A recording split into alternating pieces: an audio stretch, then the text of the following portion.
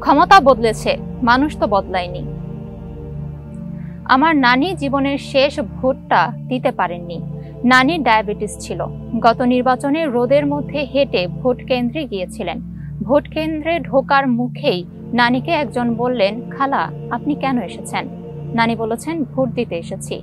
সেই লোক বললেন, খালা ভোট তো হয়ে গেছে, আপনার কষ্ট করে ভোট দিতে হবে না, আপনি চলে যান। নানিকে ভোট না দিয়েই বাড়িতে ফিরতে হয়েছে। নানি 2020 সালে মারা গেছেন। দেশের একজন সাধারণ নাগরিক হিসেবে আমার প্রথম চাওয়া আগামী দিনে যেন এমনটা আর না ঘটে। আমরা আমাদের ভোটাধিকার ফেরত চাই। ছাত্র জনতার অভ্যুত্থানের পর রাজনৈতিক পট পরিবর্তন ঘটেছে।